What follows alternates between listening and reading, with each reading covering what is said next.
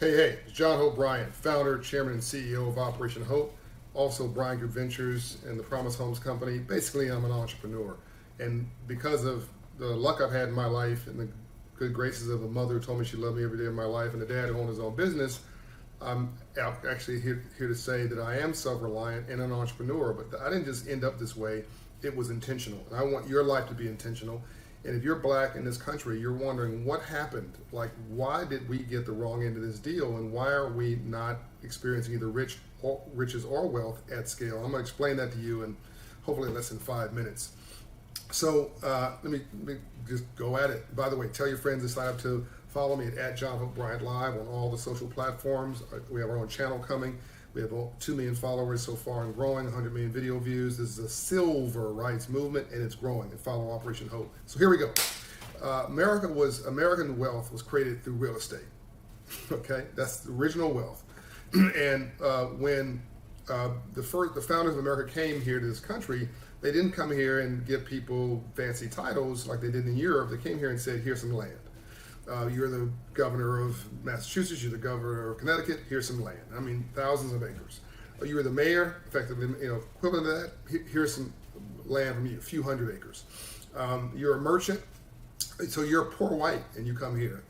They were trying to get them out of Europe, by the way, out of Britain. Here, leave, go to America.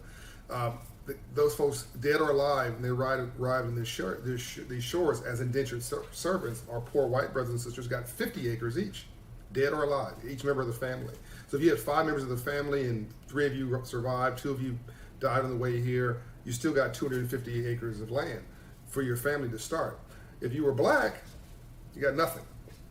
And so there's 2 reasons why we don't have anything. And why today it's a miracle that 8% we have net worth is 8% of our white counterparts in net worth, and here's why. So after the Civil War, and I'm jumping. Well, let me start with the Civil War. No. Slavery. So we worked really hard, on these farms, and I have a new book coming out from nothing, by the way, pre-order it. So coming out in October. It tells this whole story. But and I need to do this in 5 minutes, so I can't get distracted. So we worked really hard on these farms, plantations. By the way, so the original real estate was farms, okay, and plantations. And the way these plantations worked is they needed free labor to reduce the cost of operations. That free labor was actually turned into an asset, so another story. They bought us, sold us, insured us, financed it, but it was black people, my ancestors. My great-great-grandfather was a slave. So you worked on this plantation, you worked your tail off, and at the end of the day, you didn't get a check, you didn't get cash. The guy in the big house got the benefit of your labor. That's called a reverse transfer of wealth. So the labor, the money you'd earn every day to then go invest into a business or do whatever you want or buy your own farm, you never got that. And that lasted for 300 years until Jim Crow and we're basically into the 60s of 1960s. So let me now fast forward. So I want to make sure I'm doing this within 5 minutes. Hold me honest now. Hold me honest to this. So the first big piece was we never got the land, and we got a little piece of land. You heard about 40 acres and a mule. In January of 1865, Field Action 15, General Sherman, Secretary of War Stanton. Anyway, we got some land, but it was along the coast, and it was 400,000 acres in this pilot program. 18,000 Union soldier families got this, but unfortunately, most of this land was reverted after Lincoln was killed, and it was 18,000 families lost that land. Now, there were 4 million slaves, right? So don't get all excited. There's only 18,000 folks who got this land, but most of that was taken back by the Confederate families after the Civil War and after Lincoln was killed. So got nothing.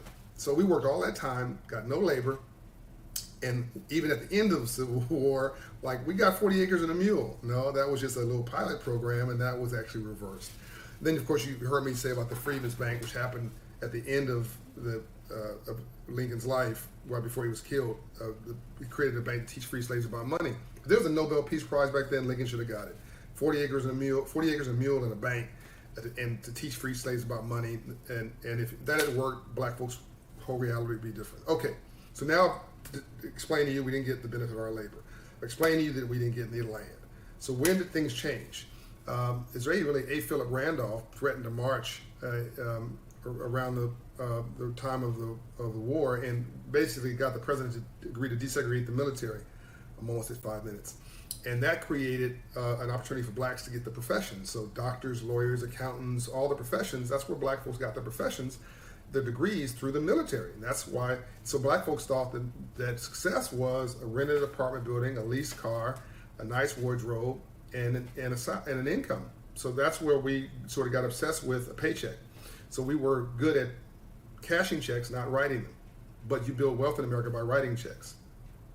So who succeeded in Black America? Those who had freedom of opportunity, where the rules were published and the playing fields were level. Over all this period of time, look at today. You have the arts and sports. So in the arts, you have, singers and actors and all that kind of stuff, right? And then in sports, you have professional athletes. Well, in those areas, the rules are published, the playing fields are level. Either people like what you're doing, they don't, they do, you get paid. And that area blossom, but you cannot have 35, 40 million people who are rap stars and athletes, even though you seem like we're all trying to do it. And that's why you have this one group that's successful and the vast majority of us are not. And the black middle class is dwarfing and getting smaller because we never got that, graduated from riches to wealth. Okay, so riches is money you make, but wealth is something you build when you're asleep. So wealth is, stocks, bonds, investments, ownership, entrepreneurship, even education. It's you build wealth in your sleep. So you can be rich and not be wealthy, and you can actually be rich and go broke.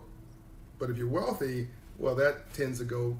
That's generational wealth. Okay, I hope I did this. It's a little bit. Okay, 6 minutes. So 6 minutes. 400 years of history in six minutes. Let me know if you like this. If you want me to do a part two, let me break it down a little further. But basically, the mechanisms for wealth creation in this country, which are, first of all, it's ownership of business. And we were never taught to become entrepreneurs or business owners like I was taught. That's why I dedicate my life to this. That's where all the wealth comes from, right?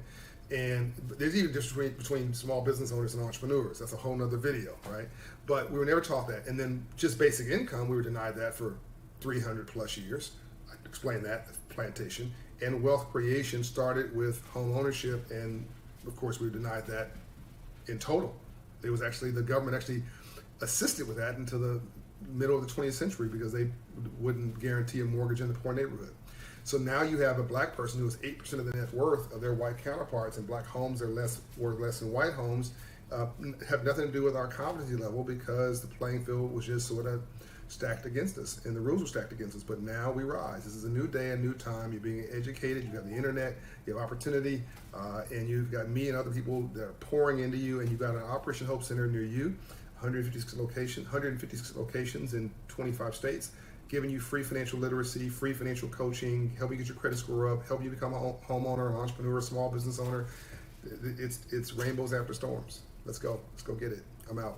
Let me know what you think of this video and whether you want me to do more and what topics you want me to cover. Love and light. John Hope Bryant. Peace and light.